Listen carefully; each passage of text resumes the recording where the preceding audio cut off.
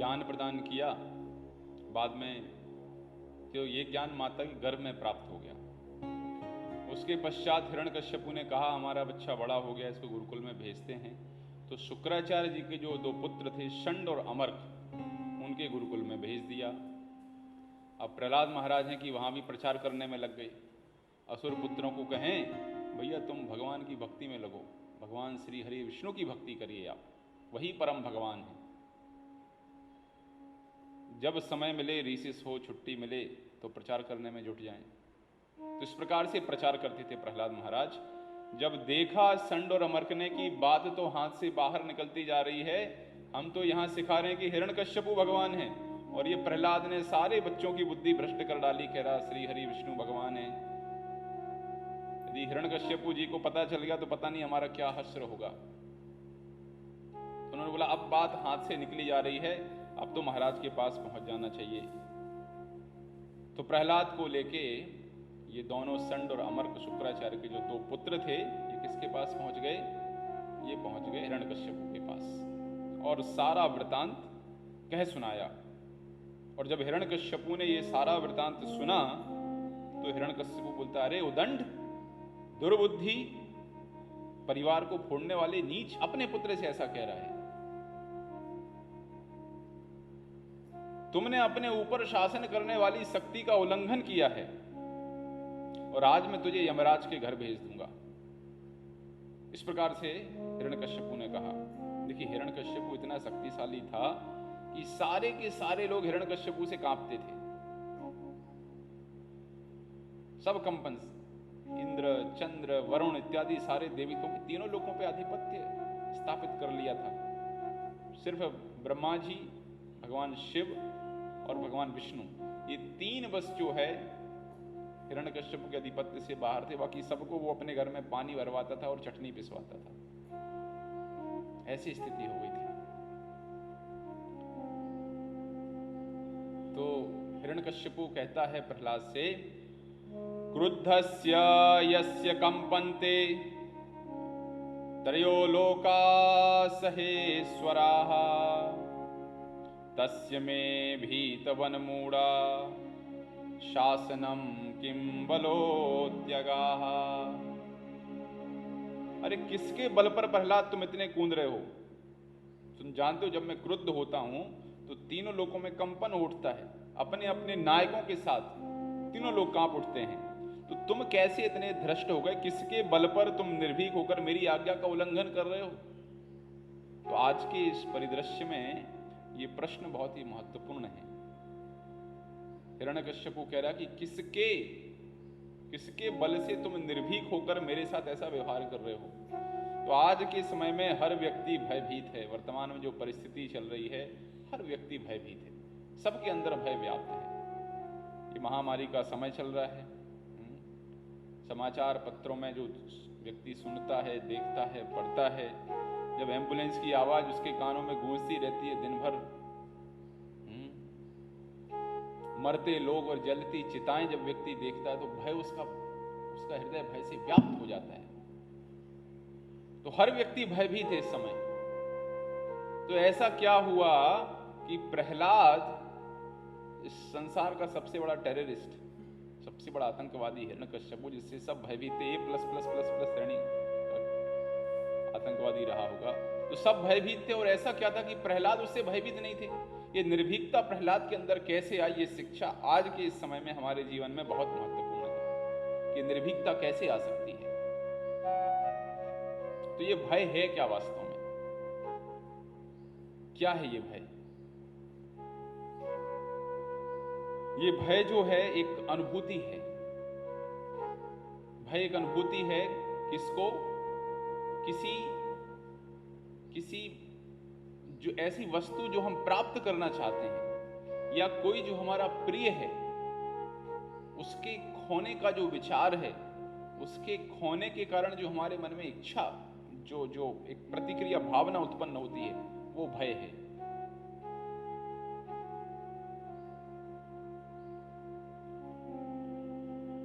वो प्रतिक्रिया जो उत्पन्न होती है उसको हम भय कहते हैं।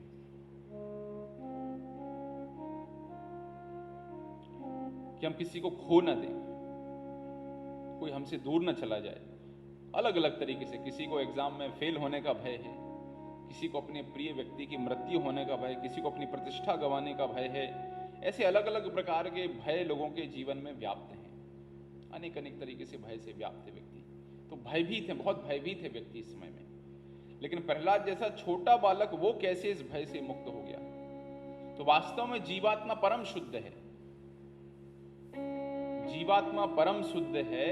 लेकिन जब जीवात्मा इस भौतिक संसार में आता है, प्रकृति के 3 गुणों के प्रभाव से अपनी पहचान अलग अलग तत्वों से करना, अलग अलग वस्तुओं से करना शुरू कर देता है। ये मेरा है, ये वस्तु मेरी है, ये स्थान मेरा है। इस प्रकार से जब अलग अलग चीजों से अपनी पहचान करना शुरू कर देता है, उनसे आसक्त हो जाता है। और फिर इस आसक्ति के चलते यदि उस वस्तु में, उस स्थान में कुछ इस प्रकार का भाव आता है कि मैं इसको खो सकता हूं, मैं इसको, ये मुझसे दूर जा सकती है, मुझसे दूर जा सकता है, ये मुझसे छीना जा सकता है, तो ये विचार उसके हृदय में भय लेके आता है। नीति कहती है कि हमेशा हर व्यक्ति अपने किसी प्रियजन के संदर्भ को लेके, प्रियजन को लेके भयभीत होता है कि हमारे बच्चे के साथ ऐसा ना हो जाए, हमारे पत्नी के साथ ऐसा ना हो जाए, हमारे नौकरी के साथ ऐसा ना हो जाए, हमारे व्यवसाय के साथ ये ना हो जाए। तो एक अनहोनी की चिंता से हमेशा जीवात्मा व्याप्त होता है, और यही जो अनहोनी की चिंता है, ये उसके हृदय में भय की अनुभूति लेके आती है। लेकिन यहां देखते प्रहलाद महाराज के जीवन में आखिर ऐसा क्या होगा कि प्रहलाद छोटा बच्चा, क्या प्रयास नहीं किया हिरण्यकश्यपु ने? पहाड़ से गिरा के मारने का प्रयास किया, हाथी के नीचे कुचलवाने का प्रयास किया, जहर देके मारने का प्रयास किया, सर्पों के बीच में रखवा दिया। हर तरीके से हिरण्यकश्यपु ने प्रयास कर लिया कि प्रहलाद को मुझे मारना है। लेकिन भगवान की महिमा देखिए, जिस हिरण्यकश्यपु से सारे देवी देवता सब भयभीत हैं, तीनों लोग भयभीत हैं, भगवान ने अपने भक्त को उसके घर में भेज दिया। और आज हिरण्यकश्यपु परेशान हो गया कि इसको मारूं तो कैसे मारूं मैं। तो ये प्रहलाद महाराज का ये आचरण हमारे लिए बहुत ही शिक्षाप्रद है कि कैसे हम इस भय से अपने आप को बचा सकते हैं, कैसे हम बचा सकते हैं। किसी ने रिकॉर्ड बना लिया, 40 शतक बना लिए, तो उसके अंदर भय है ऐसा ना हो कोई दूसरा खिलाड़ी आ जाए 41 शतक बना दे तो हमारा रिकॉर्ड टूट जाए। किसी की मूवी यदि जुबली डुबली क्या बोलते हैं 100 करोड़ मतलब बहुत हिट, सुपर डुपर हिट हो गई, उसको लगता है कोई दूसरी ऐसे कोई सिनेमा ना आ जाए जो हमारा रिकॉर्ड तोड़ दे। व्यक्ति भयभीत है इस संसार में, भयभीत है। कोई व्यक्ति 5 बार मुख्यमंत्री बन गया, वो सोचता है रिकॉर्ड हमारे नाम से है। कोई ऐसा ना हो जो 6 बार मुख्यमंत्री बन जाए। तो भौतिकता के इस प्रयास से जीवात्मा इस संसार में आने से और इन कारणों से भयभीत है। लेकिन प्रश्न है कि इस भय से कैसे बचा जाए, इस भय से कैसे बचा जाए। इस भय से बचने का उपाय है साहस। जब व्यक्ति साहसी बनता है, साहस का परिचय देता है, तो व्यक्ति इस भय को पार कर सकता है साहस के माध्यम से। लेकिन एक है खोखला साहस और एक है वास्तविक साहस। खोखला साहस अर्थात ऐसा है कि उसमें आधार कुछ नहीं है, बस मानसिक स्तर से नहीं साहसी बनो तुम, साहस का परिचय दो, नहीं, लेकिन उसका आधार कुछ नहीं है। उस साहस के लिए जो इस आधार की आवश्यकता है, उस आधार का उसके अंदर अभाव है। तो ऐसा व्यक्ति खोखला साहसी। लेकिन वास्तविक साहस क्या है? जिसका व्यवस्थित आधार होता है। इस साहस के 3 आधार हैं। इस भय को यदि हमें पार करना है तो हमें साहसी बनना होगा, और इस साहस के 3 आधार हैं। पहला इसका आधार है ज्ञान। देखिए, एक सामान्य सी घटना है, यदि हम किसी ऐसे नए शहर में जाते हैं या पहली बार हम किसी जगह जा रहे हैं। अब आजकल तो इंटरनेट का ज़माना है, जल्दी से मोबाइल पे देख लेते हैं किसी एप्लीकेशन के अंदर कि हमारी ट्रेन कहाँ पहुँची, कहाँ जाएगी, कहाँ आएगी, कहाँ उतरना है, यहीं से बुक कर लेते हैं। तो ये हम लोग कर लेते हैं। लेकिन एक ज़माना जब हो सकता है ऐसा रहा हो कि जब ये व्यवस्थाएं नहीं थी, व्यक्ति यात्रा पे निकलता था तो भयभीत रहता था, कहाँ रुकेंगे, कहाँ जाएंगे, कहाँ खाएंगे, किससे पूछेंगे, वहाँ की भाषा हमें नहीं आती है। तो अज्ञान के कारण उसके हृदय में भय रहता था। तो कोई व्यक्ति यदि ट्रेन से कहीं, रेलगाड़ी से कहीं जा रहा है तो देखता है बार बार, अच्छा 1:12 पे हमारा स्टेशन आने वाला है, आ तो नहीं गया। 4 लोगों से पूछता, भैया फला फला स्टेशन आ गया क्या, भैया फला फला स्टेशन आ गया क्या? क्यों? क्योंकि उसको उस स्थान के विषय में जानकारी नहीं है। लेकिन जब हमें उसी मार्ग में हम हमेशा यात्रा करते रहते हैं तो हम ऐसे सो जाते हैं 1:12 पे यदि रेलगाड़ी हमारी पहुंचनी है तो हम 1 बजे ही उठते हैं और 12 मिनट में जल्दी अपना सामान बांध के और गाड़ी के नीचे उतर जाते हैं। क्यों? क्योंकि उस मार्ग की हमें सही तरीके से उस मार्ग का हमें ज्ञान हो गया है। इसी प्रकार से जब जीवात्मा को इस मानव जीवन के विषय में पूर्ण रूप से ज्ञान नहीं होता है तब व्यक्ति उस भय का अनुभव करता है। और भगवान ने यही ज्ञान अर्जुन को प्रदान किया, यही ज्ञान प्रदान किया। तो ज्ञान के माध्यम से हम इस भय को शमित कर सकते हैं, इस भय को पार कर सकते हैं इस ज्ञान के माध्यम से। क्या ज्ञान है? सबसे पहला ज्ञान है अपने विषय में, मैं कौन हूं, मैं कहां से आया हूं, हमारी पहचान क्या है। क्योंकि सबसे बड़ा भय व्यक्ति को होता है मृत्यु से। लेकिन शास्त्र क्या कहता है? नैनम छिन्दन्ति शस्त्राणि नैनम दहति पावकः ना चैनम क्लेदयन्त्यापो ना शोषयति मारुतः। वास्तव में हमारी पहचान ये नहीं है कि हम ये शरीर हैं, हमारी पहचान ये है कि हम आत्मा हैं, नित्य आत्ममय वांश जीव लोग, हम भगवान के अंश हैं, हम आत्मा हैं। लेकिन जब व्यक्ति अपनी पहचान सिर्फ और सिर्फ शरीर से करता है तो इस शरीर को खोने का जो विचार है उसको भय से व्याप्त कर देता है, भयभीत हो जाता है। ऐसा ना हो इस शरीर को मुझे छोड़ना पड़ जाए। क्योंकि देखिए मृत्यु तो अवश्यंभावी है, मृत्यु तो होनी ही है। कोई व्यक्ति कहीं भाग के कनाडा चला गया हो, यूएसए चला गया और मृत्यु से बच गया हो, ऐसा आज तक नहीं हुआ है। तो मृत्यु तो व्यक्ति की निश्चित है। तो जब व्यक्ति अपने इस स्वभाव को समझता है, अपनी पहचान के विषय में जानता है, तो स्वाभाविक रूप से वो मृत्यु से उसके जो अंदर का जो भय है वो भय चला जाता है। उसको पता है कि ये जो सारे हमसे जो जुड़े लोग हैं ये क्षणिक संबंध हैं, हर व्यक्ति को इस संसार से जाना है। तो जब अपने विषय में कोई व्यक्ति ज्ञान, आज दुर्भाग्य की बात यह है कि व्यक्ति सारे संसार के विषय में ज्ञान प्राप्त करना चाहता है सिवाय अपने, हमारी वास्तविक पहचान क्या है उसके विषय में उसका ज्ञान प्राप्त करने का कोई विचार नहीं है। तो पहला पद यही है, पहला स्टेप यही है कि ज्ञान प्राप्त करें अपने विषय में, फिर परम भगवान के विषय में ज्ञान प्राप्त करें कि हम परम नियंता नहीं हैं, हर कार्य का फल हमारे हाथ में नहीं है। क्योंकि जब व्यक्ति सोचता है कि सिर्फ मैं नियंत्रक हूं तो वो ये चाहता है कि सारे कार्यों का परिणाम उसी प्रकार से आए जैसे मैं चाहता हूं। यदि मैंने प्रयास किया है तो मुझे परिणाम चाहिए, लेकिन सच्चाई ये है कि हम हर कार्य का परिणाम हमारे हाथ में नहीं होता है। हम अपना पूरा प्रयास उसके लिए कर सकते हैं, लेकिन परिणाम कैसा होगा, 100% आएगा कि 80% आएगा कि 70% आएगा कि असफलता मिलेगी, ये हमारे वश में नहीं है। तो जब व्यक्ति ये जान जाता है कि मैं परम नियंता नहीं हूं बल्कि परम नियंता भगवान है, ये ज्ञान उसके जीवन में इस भय के भाव को दूर करता है।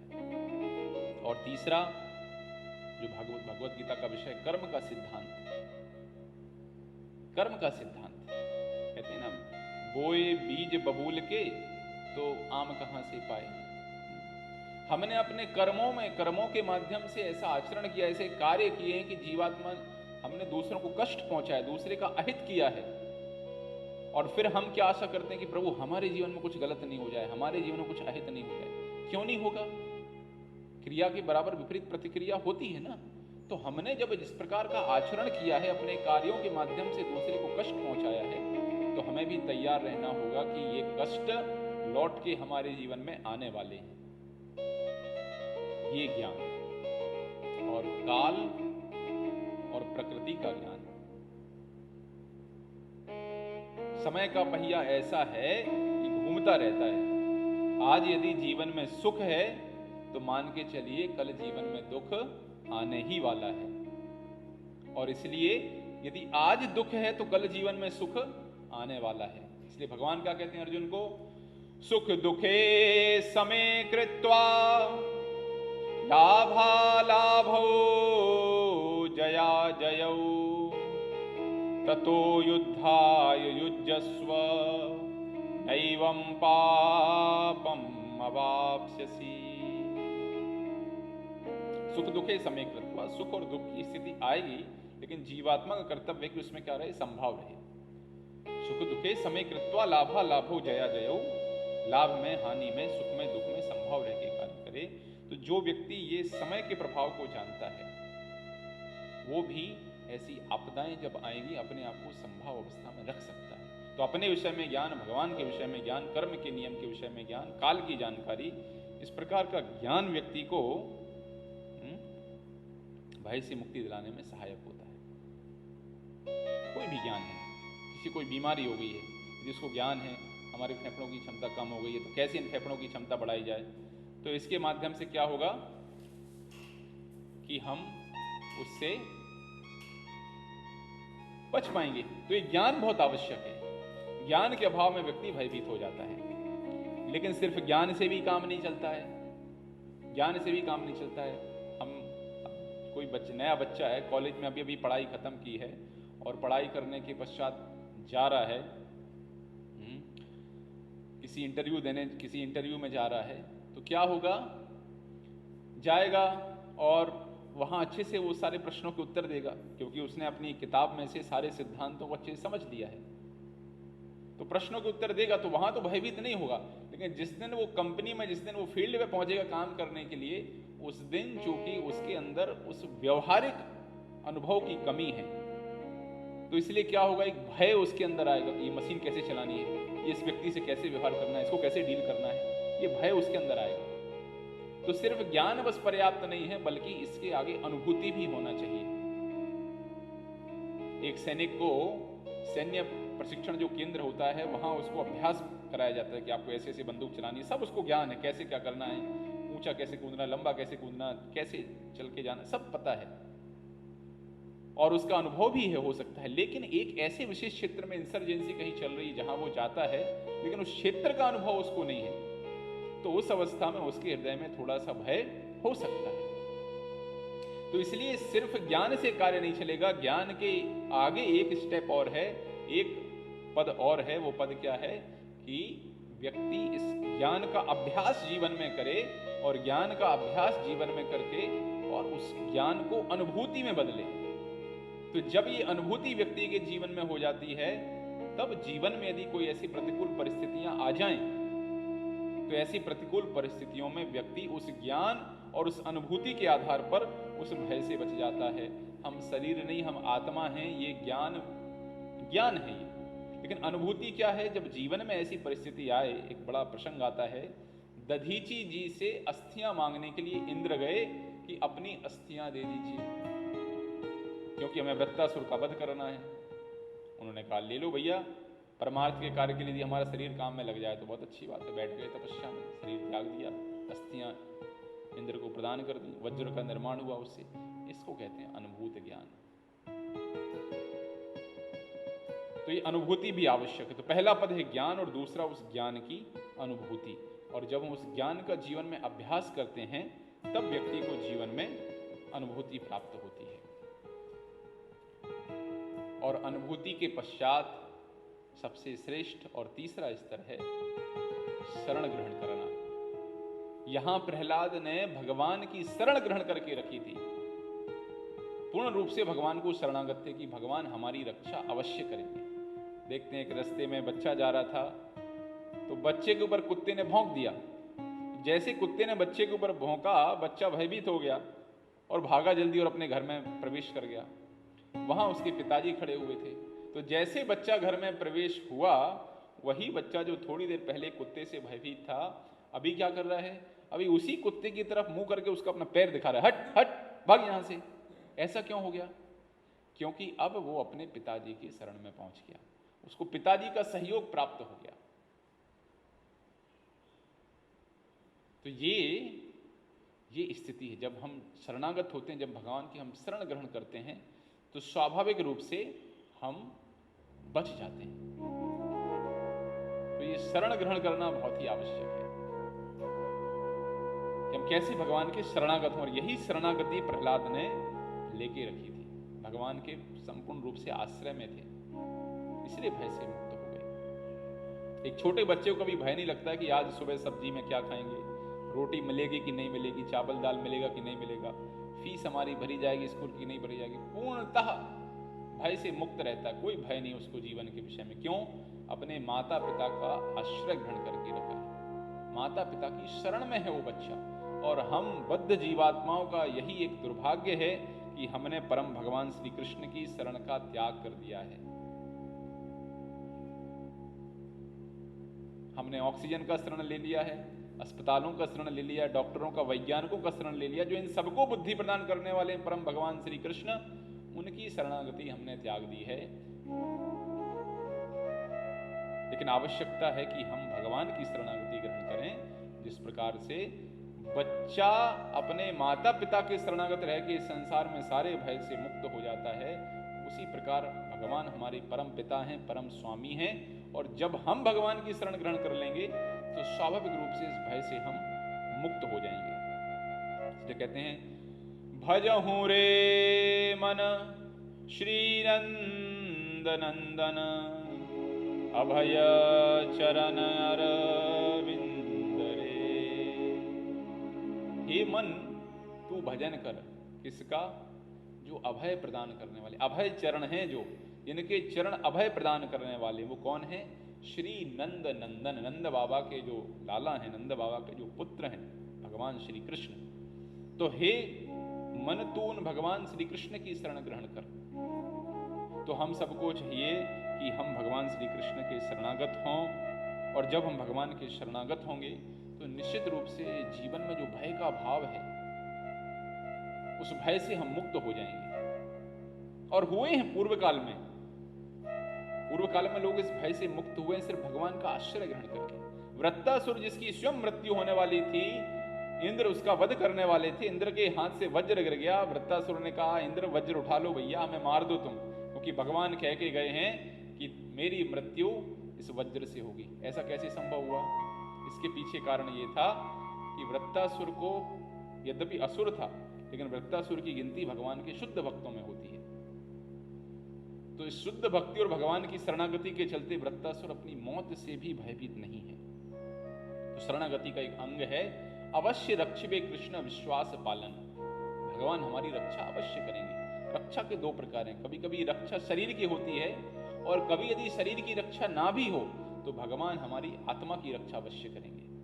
यदि कोई व्यक्ति डूब रहा है पानी में और हमने उसकी टी शर्ट बचा ली, तो क्या उसको बचाना हुआ? नहीं, उस व्यक्ति को बचाना था, उसके शरीर को बचाना। तो ऐसे हो सकता है कभी कभी भगवान हमारे शरीर की रक्षा ना करें, लेकिन हमारी आत्मा की रक्षा करेंगे। भगवान हमें स्मरण दिलाएंगे हमारी मृत्यु के समय कि हम उनको याद कर सकें। ऐसी अनुकूल परिस्थितियों का निर्माण करेंगे कि हम उनको याद कर सकें। इसलिए भगवान कहते हैं, कौन्तेय प्रतिजानीहि नामे भक्तः प्रणश्यति। हे कुंती पुत्र, तुम ये घोषणा कर दो कि मेरे भक्तों का कभी विनाश नहीं होता है। तो क्यों कह रहे हैं? क्योंकि भक्तों की कही बात का मैं ज्यादा ध्यान रखता हूं। मैं कहूंगा तो हो सकता है कभी ऐसा कोई व्यवस्था बन जम गई तो मैं अपनी बात छोड़ भी दूं, लेकिन भक्त यदि हमारे कहें तो फिर मुझे उस बात का पालन अवश्य करना पड़ता है। तो इसलिए भगवान स्वयं कहते हैं, जो उनके शरणागत होते हैं, जो उनकी भक्ति में रत होते हैं, समस्त प्रकार के भयों से भगवान उनको मुक्त कर देते हैं। तो जो व्यक्ति इस भय से मुक्त होना चाहता है, उसको भगवान का आश्रय, भगवान की शरण ग्रहण करनी चाहिए। और यही शरण प्रहलाद ने ग्रहण की थी, इसलिए इतने भयानक भयंकर असुर हिरण्यकश्यपु के साथ रहते हुए भी प्रहलाद महाराज भय से मुक्त थे। और एक भाव है कि जब कोई व्यक्ति अपने जीवन में हर पल हर क्षण भगवान की अनुभूति कर, सन्यासी का ही लक्षण है, गीता भगवान कहते हैं अभ्यम अभयम, अभयम लक्षण है सन्यासी का, क्योंकि सन्यासी हर समय अनुभूति करता है कि परमात्मा के रूप में भगवान हमेशा हमारे साथ हैं। तो जब व्यक्ति अनुभूति करता है कि भगवान हमारे साथ हैं, तो स्वाभाविक रूप से वो इस भय से मुक्त होता है। इसलिए हमें यही आवश्यकता है, प्रहलाद के पद चिन्हों का पालन करें, भगवान को शरणागत हों, और जैसे प्रहलाद को ज्ञान दिया नारद मुनि ने, उसी ज्ञान का हम आश्रय ग्रहण करें और अभ्यास के माध्यम से उस ज्ञान को अनुभूत करें। तो निश्चित रूप से ये जो भय है वो हमारे जीवन से भी चला जाएगा।